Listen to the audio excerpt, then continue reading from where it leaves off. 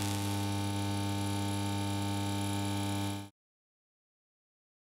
name is Brian Larimore. I grew up in the Remington area. I started using heroin at the age of 13. So I don't even know what a childhood even is. I never played with toys and stuff. I used to dig in the trash and get the empty vials my parents would throw in there. So I got the name of Trash. It's tattooed on the side of my face. So it's what I've been called all my life.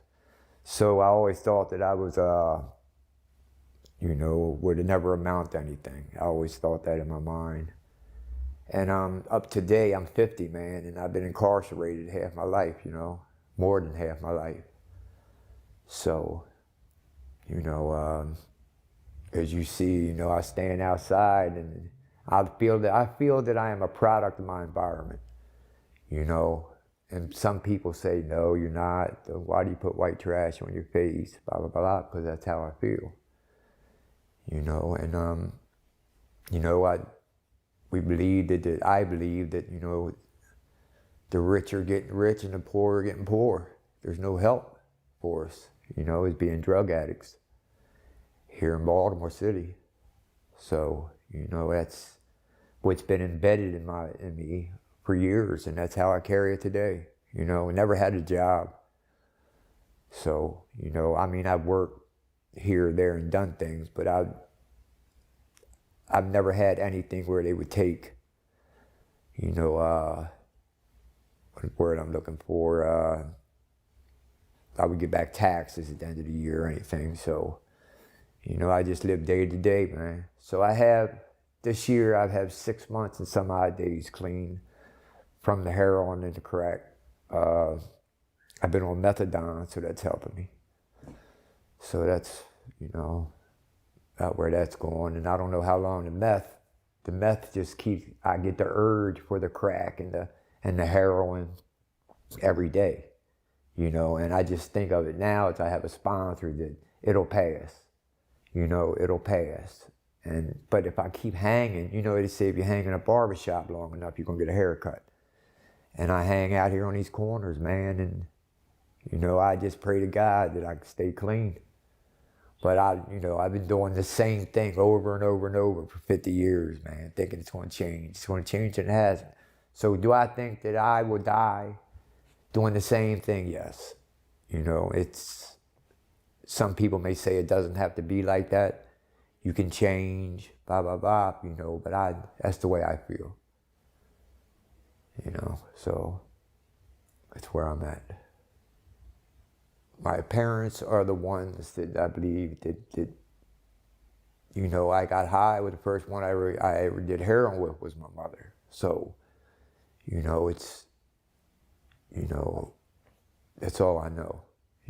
All I know is getting high, and at a young age, I used to see kids riding around on green machines back in the day and big wheels, and I never did that. I'd be on the corner selling 55s and 60s, and never made nothing off that, as being a child, not knowing no better, selling all this dope and getting $20 at the end of the day, and I thought that was something. So, do I blame it on my parents? Yeah. I don't speak to them today. My father, he just passed of diabetes. My mom, I don't have no dealings with her.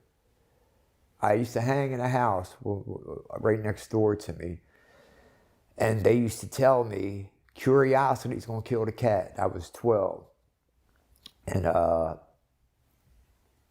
one day, man, I remember just putting my arm out, and an individual, a friend of the family, had injected heroin into me, and it was the year that Big Gulps came out in 7-Eleven. That's how I remember. That's how long ago, it was. And they was right. Curiosity killed the cat.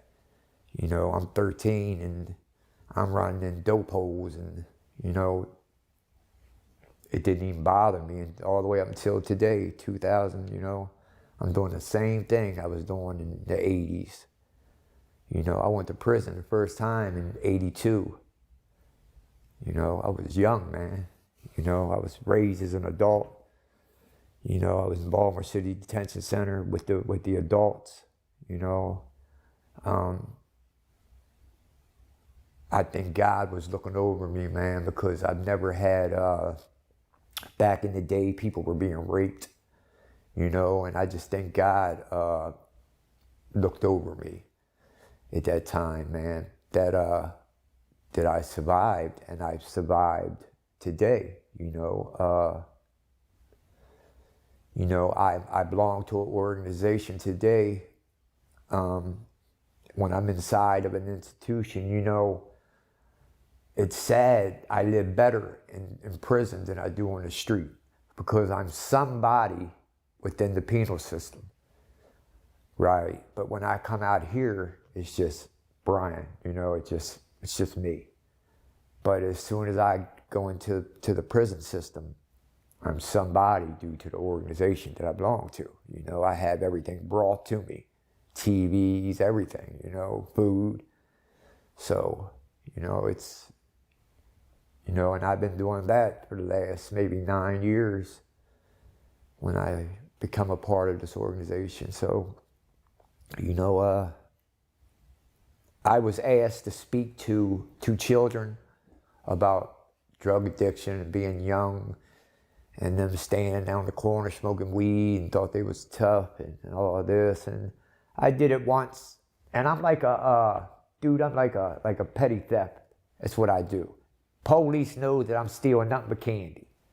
You know, that's my hustle. I'm stealing candy. And for 20 years, man, that's what I do. I walk in and won't steal nothing. I don't steal from people or men's tools, because they got to, that's how they, you know, support their family. I don't do that. I don't come in nobody's dwelling, but I will go in Safeway and steal their candy, you know? So that's just the way it is, man. I did it this morning. You know, I got $5 in my pocket because I did that this morning. So that's the way, man. So that's where I'm at. The first time was auto theft that I ever went. I was real good at stealing the cars. We would time each other that once I got into the car and the reverse lights hit, that's when the timer would stop, and we would go and see who could jack the car first. And I got real good, and I was charged with like 27 auto thefts, but I was charged with was livestock, because they never changed that law. Because back in the day, it used to be their horses was their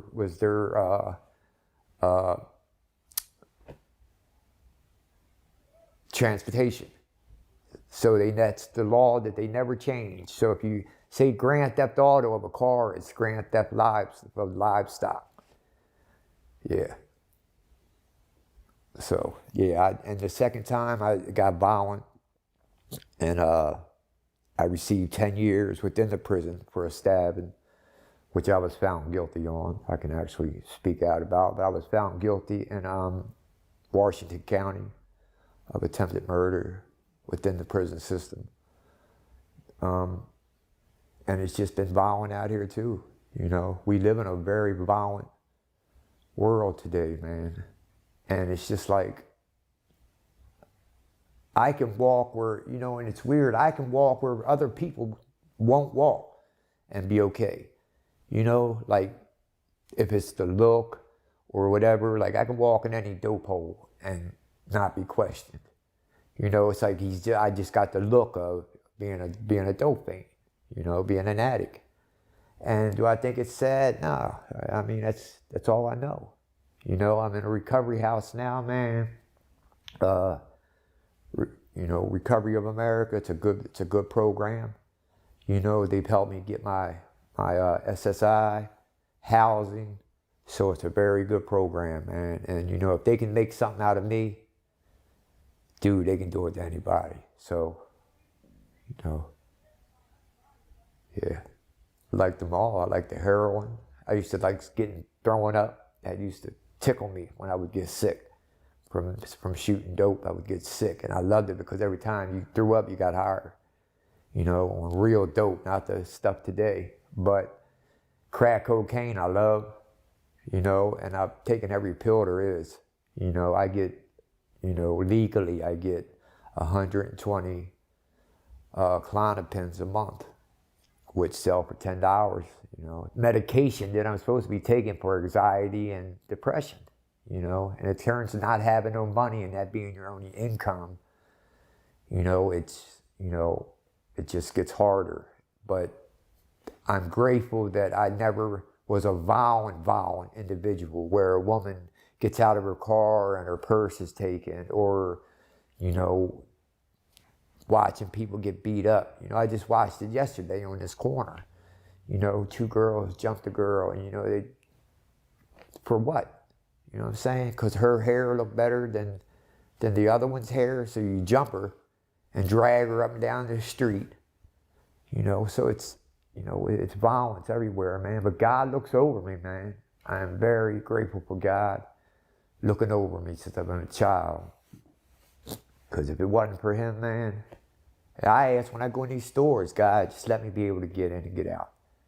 You know, safe. I'm not going to hurt nobody. I don't want nobody to hurt me. I'm just taking some candy. And you know, some of the grocery stores, man, see me coming. Like, man, don't kill us. You know, because they know it's only candy. She's telling you, I'm not calling the police for him. He's stealing candy. How many people walk through here a day opening candy and stealing and eating it? You know, so, and if they tell me, no, not today, I leave. Today's not the day, Brian. And I'll leave.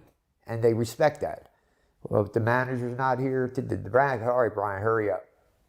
You know, just get out. So, you know, it's weird, man. I have a life that, due to drugs, I am chemically dependent. I know. I cannot be sober or straight. I tried it, man. It don't work. I took my GED sober, failed it, and passed it when I was high. Go figure that out, you know. I'm just chemically dependent, man, and that's all I know. And again, I'll probably die as a statistic of these streets of East Baltimore, you know. Am I okay with that? Yeah. You know, that's because that's all I know. You know, I got a family, they cool. You know, my sisters and brothers, they don't get high. But I don't deal with them out of the respect of the life that I live. I'm not bringing it around their children or my nieces or nephews. So I stay away. So I haven't seen my sister or brother about 10 years. And every day they're on Facebook and all that asking people, you know, have you seen him? And people come and tell me, you know, your sister's looking for you. She wants to just know if you're still alive, you know. And yeah, that's it, man. I'm chemically dependent. And we'll die like that, you know. My first memory was going on 20th in Kennedy.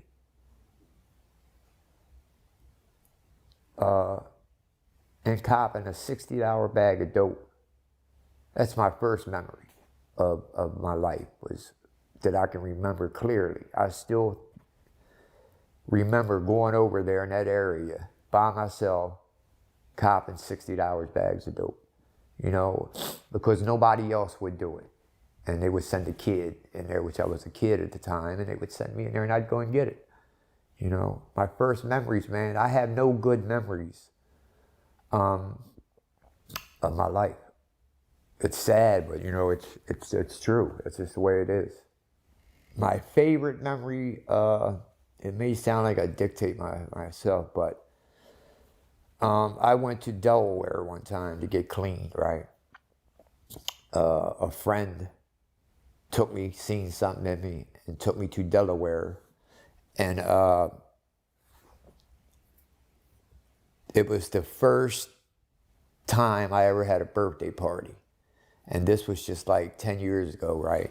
And I actually he actually went out, you know, him and his wife actually went out and got me a cake, you know, and I was there over Christmas and had a Christmas. So that's my best memory that I can think of.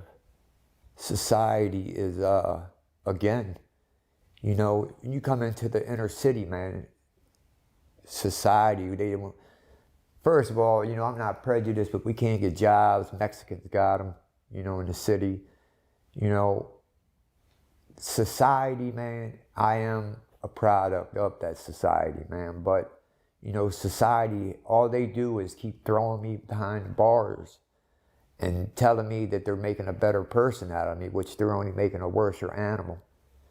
You know, and this is the society that, you know, you go to Hamden area and these people are sitting outside and they're eating. You go in Remington area and they're starting to sit outside now and eat. And I look at them and they're happy. They're laughing without being on any kind of chemical. You know, they're just like living life. Like, and I wonder, like, what drugs are they on, man? They got to be on something to sit there and be laughing like that. Because I feel like shit. You know, but society today, I just don't have no trust in it, man. You know, it's never done anything good for me. You know, so I view myself as a stand-up man. You know, my word means something to me. You know, and that's what I can go anywhere in Baltimore and be good. You know, because all I have is my word. You know, and if I break that with you, then I don't have nothing. You know, I can come down here if I was on the urge and want some pills or something, man, and come down here and be able to get them free, you know, because I got a good word, you know, and people know that I'm going to pay them, you know, because I had a bad experience. You know, I was damn near killed, you know, of taking someone's possessions, narcotics, and it was given to me to sell, and I smoked and shot it all up. So I learned from that experience right there that that's not the way to go. That hurt too much. You know, since that day, people will, you know, everyone says hi to me, and that's cool. I like that. You know what I'm saying? I like that. They know that I'm not one of no bullshit. Like if I come up to you and you're talking, you know you can still continue to have that conversation, where some people walk away from you if you walk up to them. You know, but I'm able to walk up within the midst of 20 black guys on the corner and still be okay, and no one's whispering. You know, whatever they was talking about is cool because they know that I'm cool. Whatever they talking about, I been there. I don't know if that makes sense, but that's where I'm at with it. I never know from day to day what I'm putting in my body.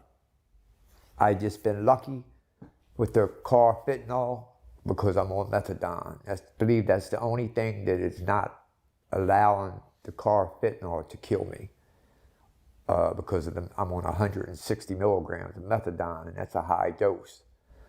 And my counselors tell me that that's the only thing that's saving me today. If I didn't drink that methadone, then that carfentanil, if it ain't pink, I don't want it. It's just the way it is. You know, it's got to be pink. I know it's carfentanil, and I don't know if it's going to kill me when I put it in me. I really don't care, you know, and that's crazy, man. Like, I know I'm going to get high, you know, and I know one day I'm going to get that right one that's really going to take me out, you know. I was in a program, man, at Penn North, and I walked from here to Penn North, 7 ambulance stops, and about 5 police stops, because I'd get on every corner and just fall out, being so high on pills. So it took, every time they put me in an ambulance, I'd make them open the door and get out, because I'd come to my senses. So it took 7 ambulance drivers and 5 police stops for me to make it from here to Penn North. Probably about 1.5 miles. That's crazy, man. Who would want to go through that? Get home, pockets empty, got no more money in the pockets, somebody done hit my pockets, and do it all over the next day. Murder's the worst, and dead bodies stink, man. You know, you don't get the smell of the flesh, the dead flesh out of you. Once you smell it, man, death is a terrible thing. But, you know, I don't want to incriminate myself, you know, but murders, children get blown from their crib, their mother and father executed, then their 6-month-old child crying in the crib, and the child get blown right out of its crib, you know. That'll mess you up. You know what I'm saying? That is something that's true, man, and you don't get no truer. You know, and God is my witness. Death, you know, how do I view it? Everybody gotta die. You know what I'm saying? Everybody gotta die. And, you know, I know people that the money's right, man, they're gonna take you out. And I'm talking like, back in the day, it used to be 20,000. Somebody put $150 on your head, man, they're gonna whack you. That's crazy for a life. You know, so, you know, I'll give you 10 pills right now, go whack yo. Individuals will go and murder yo. His body, his life was worth 10 pills of probably cut anyway, you know. So, but that's all over. East Baltimore, West Baltimore, you know, Cherry Hill. It's all over, man. It's not a secret. Baltimore murder rate, man, is wild. You know, you turn on the news tomorrow morning, man, they tell you 5 people done got killed. For what? A corner, man, a square and a block. You know, you're making more money. And ain't nobody making no money, man. Ain't nobody making no money. And they killing you. So, you know, it's a terrible thing, bruh. And to everybody, you know, but somebody will kill you for less than $100. You know, and that's life, though. And see, that's the sick thing within me. How I can just look at it and say, that's life, man. That's the way it is. Somebody probably whacked me. You know what I'm saying? But if I was that type of individual, if I was really a cruddy dude, somebody would have done killed me. That's why I know God looks over me, man, to allow me to make it to 50, man, and still don't have HIV. I have Hep C, which I took the cure. That's gone. It's not detected. God is looking over me for a reason, man. And one day I'm going to figure it out, man. I just hope I figure it out, you know, because I'm not running the streets as much anymore, man. You know, I'm a get high, go home person. I get it and go home and get high. You know, I've been homeless. Dude, I've been homeless and slept with the rats, you know, kick and move. This is my spot. You know, not even worrying about them. That's how it gets in the street life. Like, this rat's looking at you and you're looking at him like, nah, I'm sleeping right here tonight. You know? So, you know, abandoned miniums where there's bodies in the basement and you just start smelling this smell. And I had a girl one time say, what is that smell getting stronger? And I smelt it, man. I said, it's time for us to go, you know, because I knew the smell. And when you get the smell of death, you know, you never lose that smell within your, you just don't lose it, man, you know. I have a homeboy, crack addict. Him and his mother left them the house. The one brother dies. The other brother robs his pockets, doesn't let anyone in the house until he robs his brother's corpse laying upstairs for a whole day. You know, could I do that to my brother? No. That's why I know I'm not that bad. I'm not that bad of a person, man, because there's no way I could let my brother know that he's dead upstairs in the bedroom and rob him first, take all his belongings, sell his scooter, little scooter, and then tell the family, I think he's dead. You know, that's something that dude has to live with, you know, but that's why, again, I know that I'm not that bad because I couldn't do nothing like that, man. You know, we talked about it yesterday, man, how could you just kill somebody? You know, I said I know people that have killed people. You know, if you aren't hurting me or my family, man, I'm not messing with you. It's not worth it. 100 hours? Come on, man. I can stand on a corner with a street sign and get that and eat. You know, so I'm not stupid by far. You know, but I just had a bad life, man. And so I think it'll get any better anytime soon. I don't see it, man. You know, I keep on going, like I say, day to day. I've been clean. I take my pills. Like I say, I'm chemically dependent. But that's been about it for about 6 months, man. What, can I get another 6 months? I pray to God I can, you know. But again, I'm in a good program, man. You know, I get to wash my ass, man, you know what I'm saying? Wash my clothes. I get to do all that, man. I get to wake up in the morning and not worry about going and copping. I can put the gun in my mouth, brush my teeth, wash my face. That's living, man. Instead of just running out of some doorway, waking up, man, and going to get worrying about a blast. I'm tired of that. I did that, you know. Again, the richer getting richer and the poorer getting poorer, man. You know, they make a bunch of promises during these elections and they never fall through. Me and myself, I wish Sheila Dixon would have got back in the primary, you know, but that's just my thought. You know, that's who I voted for. So, you know, it ain't getting no better, man.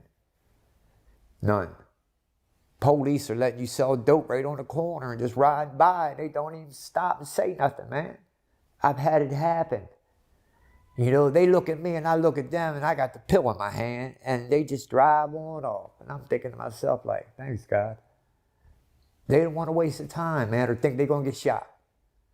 So that's Baltimore City, you know. If I was the leader of this city, I would redo a lot of these empty houses and make shelters. I would take the people off the street and be sincere about it. You know, that's my main thing I would do. If I won the lottery, dude, for millions of dollars, I would take empty buildings and have them fixed up for the homeless, man. You know, because everywhere you ride through Baltimore City, man, you see somebody on a street corner covered up. You go on Charles and North Avenue, man, and they're lined up, sleeping, man. And it's sad, right? And I used to be there, like I say, but if I was the leader, yeah, homelessness would be the top thing. You know how many people gonna buy this or would pay to watch me tell the story about the city of Baltimore? These white people, man, are sitting out there, man, and they're watching. They liked the movie The Wire when it was out. They liked all that. So they go in and they get videos and they watch what's going on. They won't come out in it. Walk across the street and I'm white and you hear the doors locked, you know? So society again, man, ain't nothing to me, man. It's not working for us. They promise us. Man, it took me 6 months to get emergency food stamps and I'm homeless, dude. I got no income. 6 months I had to fight with these people until I got into a program and had other people that I guess was on their level to speak to them to be able to get it. Why shouldn't I? They should have took my word and allowed me to get some food stamps, man. But it didn't. And I just got it after 6 months. So I'm proud of that. I can eat, you know. So I'm cool with that, man. Hope, I don't have any hope. You know, because I put my hope into so many other people and been hurt for it, been let down. Probably worse off than I was when I asked. They say, Brian, there's all these doors opening for you. And I'm like, well, why am I only getting $189 a month? And all these people are running for elections telling us they're going to help us, and we're still poor and eating out trash cans, man. I see it every day. You know, ain't no hope. Not that I can see. You know, you might ask someone else that, but there ain't no hope for me, man. I think they should have, like they just did with the stimulus checks. They should do that again, man. That helped a lot of people, man. People are hungry, man, in these streets. And I can honestly tell you because I am a part of these streets. People are hungry. And people will kill you for something to eat, man. You know, and it's sad, dude. And the higher ups know what's going on. These new commissioners we get, police commissioners, man, they all talk the story, man. But just throw us behind them walls, man, and forget about us. I hear people say, man, I'll go throw a rock through Central Booking's window because it's too cold. You know, it's too cold out here. But what are you going to do? I'm going to go down and throw a rock through the police car, do something. It's cold. And during the wintertime, they're incarcerated. Summertime, they come out. I know 20 people that do that. Wintertime, they'll go down to Booking, get a job in the Booking, sweeping the floors, they're eating, they're sleeping, they're showering, then to come back out, summertime, do it all over. That's what their life, and that's what they do. Now you're seeing more of couples holding signs in Baltimore City than you've ever seen before. You have your wife and you holding a sign. You know, man, come on. Why not ride by and give them a couple of hours? Everybody ain't using drugs, man. Everybody, some of these people are hungry and got children, you know? And it's just sad that no one wants to help us, man. You know, if we could just get one person, man, in office to say just help the homeless, man, and stay on that, I would donate all my time, man, for the rest of my life for that, if somebody was doing something to help us, man. But they not. They sound good. But, man, there's an ambulance on every corner, man, in Baltimore City where there's a body laying. You know, people just falling right out. You're talking to them 1 minute, man, they done sniffed something and just dropped. You know, what do? We walk away from them. We leave them there when all we would have had to do was call 911. I got a homeboy that was underneath a bridge, 28th Street in Remington area. Come home from jail. Took his girlfriend, they lived underneath the bridge. He OD'd, shot some dope, ate some pills. She left him in December and didn't go back and tell nobody until the middle of January that his body was underneath that bridge. But he was already eaten this sounds far-fetched, but he was already eaten by half the rats, his legs. You know, they was just eating on him. And she never went and told nobody until damn near a month later, man, that boy was under there dead. See, that's the type of people that, if you're an addict, you know, I'll go and I'll smoke one or I'll sniff one and it'll go away. It's not going away, you know. I believe they should have locked their ass up. You know, that's my thought. That's all I know. Do I want drugs to go away deep in my mind? No. You know, that's just me because I'm an addict. And, you know, they're never going to go away, though.